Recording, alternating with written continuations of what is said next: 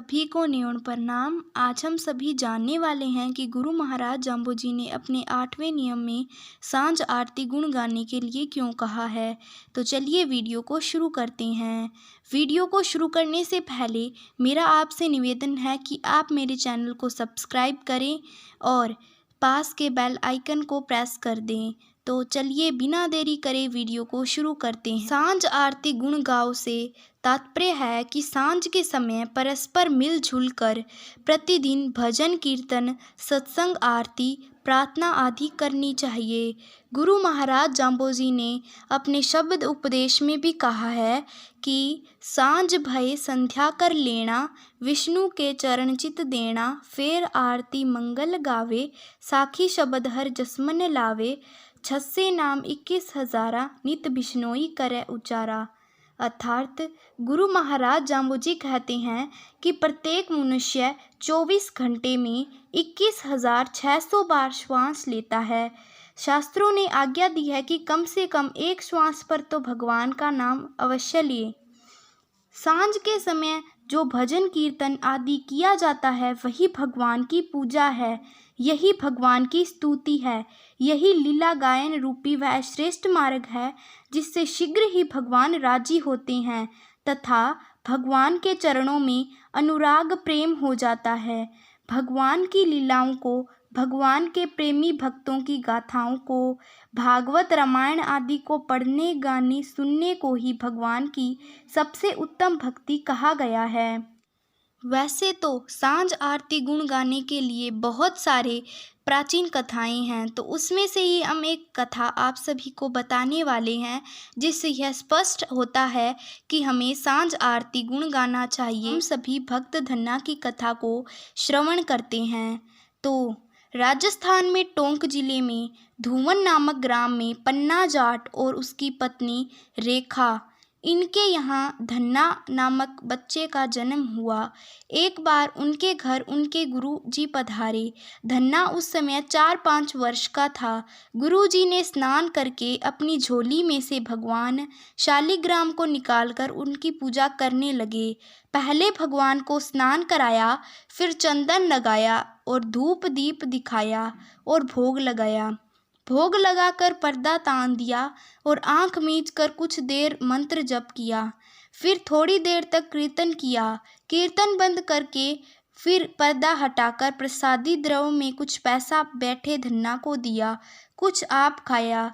धन्ना इतनी देर बैठा बैठा सब बड़े ध्यान से देखता रहा। पूजा समाप्त होने पर बोला, अब हम पूजा करेंगे। गुरुजी ने कहा, छोटे बच्चे पूजा नहीं करते, क्यों नहीं करते? धन्ना ने झटपट पूछ लिया। इनका गुरुजी ने भी जो भी उत्तर दिया हो उसकी समझ में न आया। वह हट करने लगा। गुरुजी ने बहुत समझाने बुझाने और फुसलाने की चेष्टा की, पर धन्ना कब मानने वाला था। हार कर उन्होंने कहा, अच्छा देखो, तुम्हें एक और ठाकुर लाए देते हैं, उनकी सेवा किया करना। वे बाहर जाकर कहीं से खोज खाज कर एक काला गोल पत्थर ले आए, उसे एक ऊंचे सिंहासन पर रखा और अपने शालिग्राम को नीचे पधराया। फिर धन्ना को दिखाकर कहा, देखो बेटा, जो ऊपर विराजमान है वो राजा ठाकुर है और जो नीचे विराजमान है वह सिपाही ठाकुर है। तुम राजा ठाकुर लोगे या सिपाही ठाकुर? गुरुजी ने अपने ठाकुर की रक्षा करने के लिए यह तरकीब की, पर वह राजा और सिपाही में तो भेद जानता ही था। उसने कहा, हम राजा ठाकुर लेंगे। गुरुजी ने पत्थर उसे दे दिया। धन्ना बहुत खुश हुआ। उसने पत्थर को हृदय से लगाया और अपनी माँ के पास जाकर बोला, माँ देखो, गुरुजी ने ठाकुर दिए हैं, मैं इनकी पूजा करूँगा, मुझे पूजा की सब चीज़ें दे दो। माँ हंसी, पर पूजा की सामग्री कौन जुटाए? माँ ने टालते हुए कहा, अभी कहाँ से लाऊं पूजा की सामग्री? बाजार से मंगाऊंगी तब दूंगी। तो मंगा दो ना। धन्ना पीछे पड़ गया। माँ ने किसी प्रकार बात दूसरे दिन के लिए टाल दी। अब रात भर धन्ना को चैन कहाँ। वह बीच बीच में उठे और बोले, माँ सवेरा हो गया है, मुझे ठाकुर की पूजा करनी है। माँ कहे, अरे अभी रात बहुत है, ठाकुर सो रहे हैं, तू भी सो जा, है लेट जाए। थोड़ी देर बाद फिर उठ बैठे। माँ फिर डांट डपट कर सुला दे। ऐसा करते करते आखिर सवेरा हो गया। माँ लग गई घर के काम धंधों में, पर धन्ना का तो एक ही काम था, वह माँ का पल्ला पकड़कर खड़ा हो जाए और कहे, लाओ पूजा की चीज़ें। माँ ने झुंझलाकर कहा, ठाकुर तेरा है, पूजा की सामग्री लाऊं मैं? ठाकुर दूसरे से मांगी हुई पूजा की सामग्री से प्रसन्न नहीं होते। तू ले आ जहाँ से तुझे मिले। तब धन्ना क्या करता, वह लगा पूजा की सामग्री खोजने।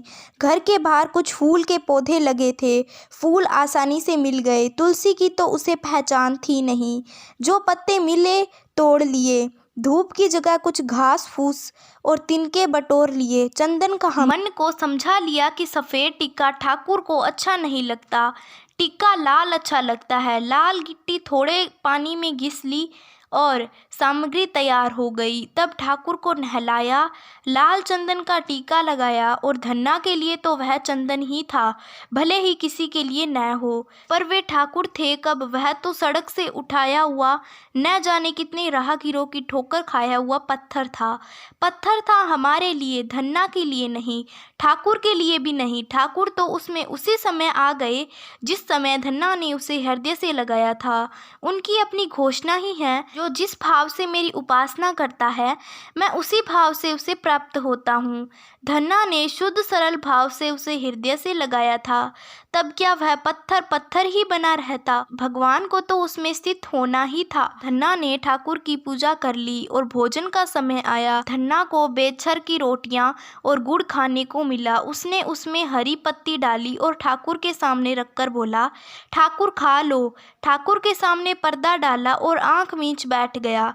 बीच बीच में आंख खोलकर पर्दे के बगल से झांक कर देख लेता कि ठाकुर खा रहे हैं या नहीं। ठाकुर खाते क्यों नहीं? वे तो धन्ना के नैवेद्य को आरोगने की कब से प्रतीक्षा में थे। प्रेम से अर्पण की गई बेझर की रोटियां देख अवश्य उनकी राल टपक पड़ी थी।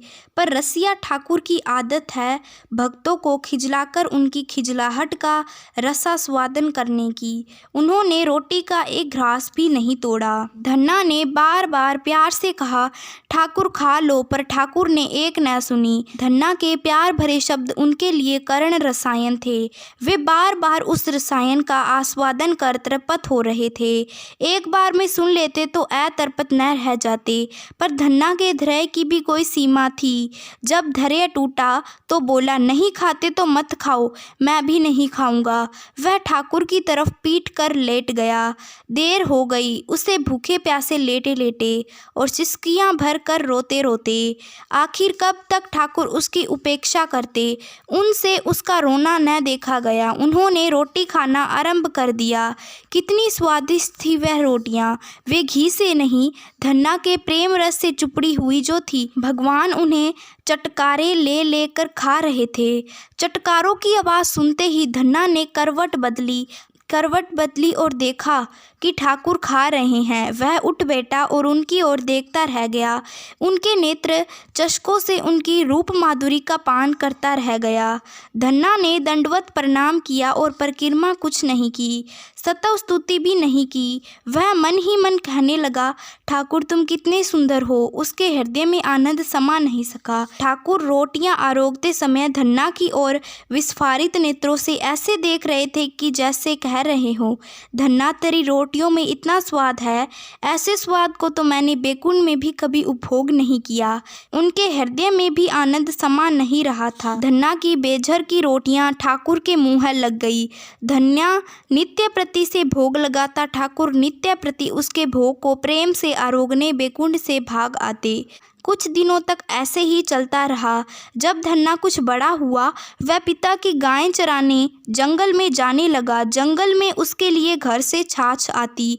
वह ठाकुर का प्रेम से भोग लगाता, जितना बचा रहता वह पी लेता। एक दिन ठाकुर ने धन्ना से कहा, धन्ना, जो जिसका खाए उसे उसकी सेवा करनी चाहिए, मुझे कुछ सेवा बता। धन्ना ने कहा, नहीं ठाकुर, सेवा एवा कुछ नहीं। पर ठाकुर नहीं माने। वे उसकी गायें चराने लगे। कुछ दिन बाद फिर आए गुरुजी। धन्ना ने उनसे ठाकुर की सब बातें कही। उनसे पहले विश्वास न हुआ, पर धन्ना आवेश में भर जिस प्रकार ठाकुर की रसमयी बातें कहता, उसे देख विश्वास करना पड़ा। तब गुरुजी ने धन्ना से अपने ठाकुर के दर्शन कराने को कहा। धन्ना उन्हें दर्शन कराने जंगल में ले गया। दूर से दिखाकर बोला, देखो वह ठाकुर गायें चरा रहे हैं, पर ठाकुर को देखने के लिए तो प्रेम के नेत्र चाहिए। गुरुजी को दर्शन न हुए। उन्हें धन्ना से कहा, धन्ना मुझे तो दर्शन हुए नहीं।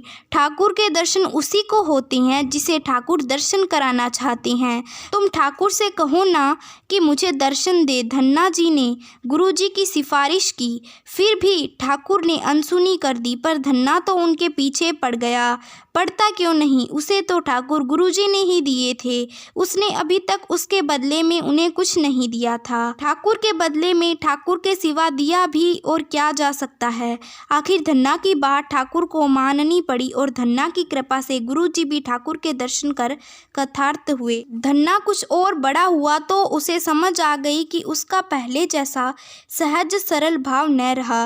पहले वह भगवान को भगवान रूप में नहीं जानता था। वह अपने खेल का साथी अपना प्रिय सखा मानता था। भगवान भी उसे अपना प्रिय सखा ही मानता था। उसके साथ वैसा ही व्यवहार करते थे। उसकी दी रोटियां प्रेम से आरोगते थे, उसकी गायें चराते थे।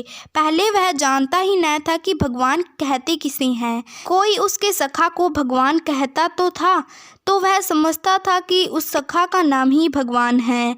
पर वह अब समझ में आया कि भगवान विश्व ब्रह्मांड के रचयिता और नियता है। पर अपने भक्त के संबंध में तो वह उसके सखा ही है, यदि वह उन्हें सखा मानता। धन्ना भगवान को जैसे जैसे भगवान के रूप में जानने लगा, उसका सख्य भाव वैसे वैसे शिथिल पड़ता गया और भगवान उससे दूर होते गए।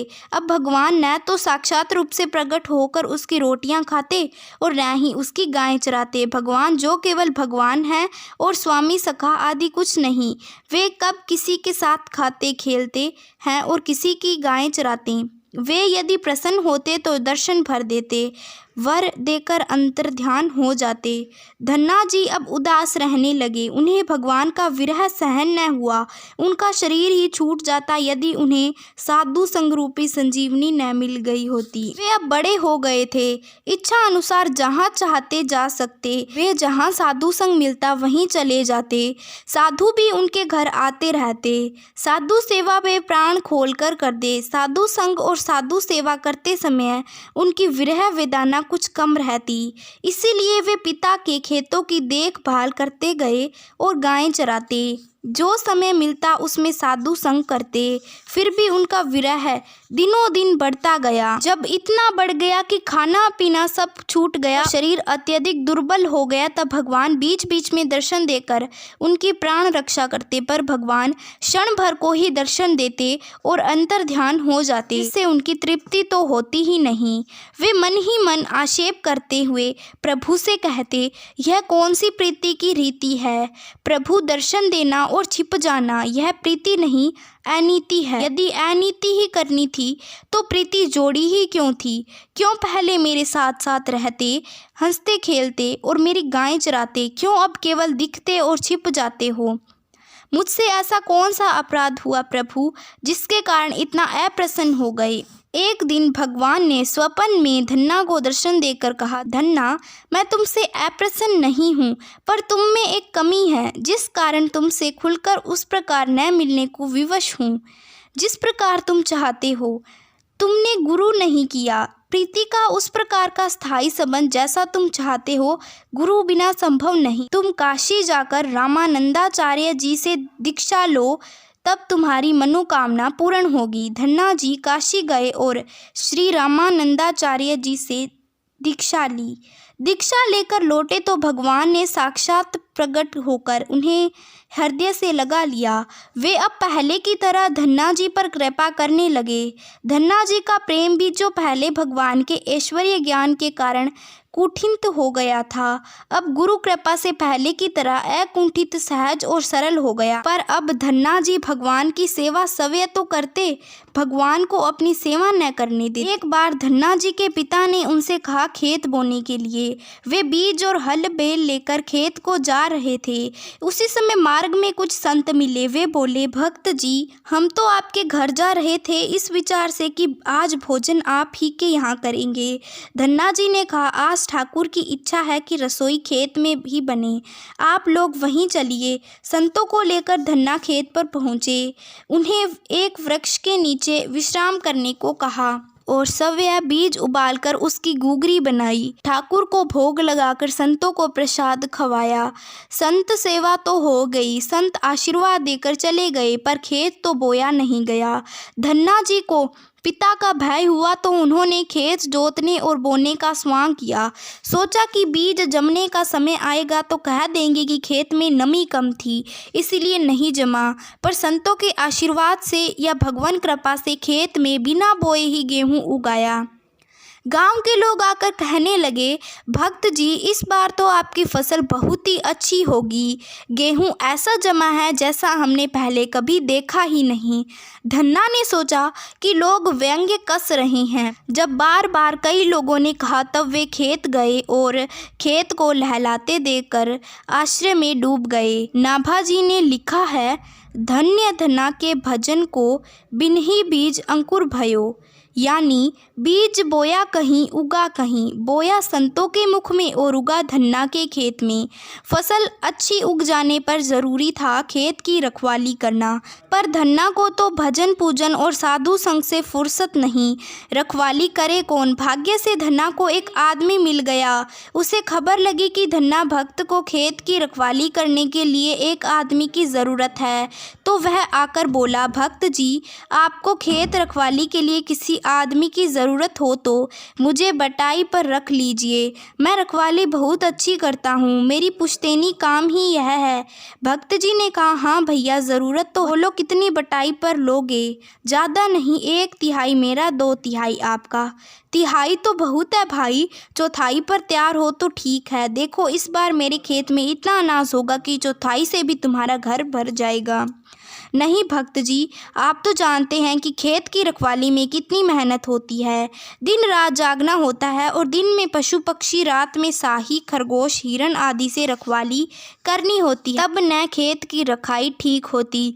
धन्ना ने समझा आदमी मेहनती है, इसीलिए तिहाई पर राजी हो गए। बोले, ठीक है तो आज ही से रखवाली शुरू कर दो। तिहाई के अतिरिक्त और कुछ तो नहीं लोगे? तो उन्होंने कहा, और कुछ नहीं भक्त जी, दोनों समय रोटी मुझे पहुंचा देनी होगी खेत पर। दोनों समय रोटी पहुंचाकर मैं तुम्हारी उल्टी नौकरी करूंगा। भक्त जी, इतना कष्ट तो करना ही होगा। आप तो साधु सेवा तन मन से करते ही रहते हैं, इसे भी उसी का अंग मान लीजिए। मेरी कोई बहू बेटी तो नहीं है जो मुझे खाने को दे जाया करे। मैं घर जाकर सवैया बनाऊं खाऊं तो रखवाली कैसे होगी? धन्ना जी ने कहा, अच्छा ठीक है, तो रोटी दोनों समय पहुंचा दिया करूंगा, और तो कुछ नहीं। सुबह धन्ना जी ने रखवाली करने से कहा, तुम्हारा नाम क्या है? तो उस आदमी ने कहा, मेरा नाम सोंझिया है। तो सोंझिया खेत की रखवाली करने लगा। धन्ना नित्य प्रति उसे कलेऊ और दोनों समय का भोजन पहुंचा दिया करते। खेत की रखवाली के दिन पूरे होने को आए, तब एक दिन धन्ना को संत सेवा में देर हो गई। संतों को विदा कर जब वे रोटी लेकर खेत पर पहुंचे तो देखा कि सोंझिया अपने मेली कुचेली पिछोरी ओढ़े सो रहा है। धन्ना ने आवाज़ दी, सोंझिया उठ। सोंझिया तो रात का जागा था और सवेरे का भूखा गहरी नींद में सो रहा था। धन्ना ने पिछोरी उठाई तो देखा कि वे श्री राम सोए हुए हैं। ठाकुर तुम, कह धन्ना चौंक उठा। ठाकुर की नींद खुल गई। वे आंखें मसलते अंगड़ाई लेते हुए उठ बैठे। उठते उठते राम से फिर सोंझिया हो गए। बोले, भक्त जी, मैं रात भर जागा था, इसीलिए सो गया। चौकीदारी में चूक हुई तो क्षमा करे। ठाकुर रहने दो, और अधिक स्वांग न करें। मैं अब आपसे खेत न रखाऊंगा। मैंने बहुत अपराध किया है आपको इतना कष्ट देकर। भक्त जी, यह क्या कह रहे हो? बटाई का समय आया तो कह रहे हो कि खेत न रखाऊंगा। मैं पंचायत करूंगा, पंचों से न्याय करने को कहूंगा, अपना भाग लेकर रहूंगा। यह ठगाई नहीं चलेगी। धन्ना कहते हैं, प्रभु, ठगाई तो आपने की है, आपकी ठगाई के लिए मैं कौन सी पंचायत बुलाऊंगा? इसका न्याय तो आपको ही करना होगा। ठगी सोंझिया का रूप त्याग कर आप न्याय नहीं करेंगे। ठगी सोजिया का रूप त्याग कर अपने असली रूप में प्रकट नहीं होंगे तो मैं अनशन कर प्राण त्याग कर दूंगा, आपका कलंक लगेगा। धन्ना की धमकी काम कर गई और सोजिया को अपने असली रूप में प्रकट होना पड़ा। यह सब सत्संग का ही प्रभाव था। सत्संग न होने से विषयों का संग तो स्वाभाविक होता ही है, उससे मनुष्य का पतन हो जाता है और सत्संग से प्रत्यक्ष परम लाभ होता है। आज के वीडियो में बस इतना ही। अगर आप सभी को वीडियो अच्छा लगे तो इसे लाइक करें। धन्यवाद।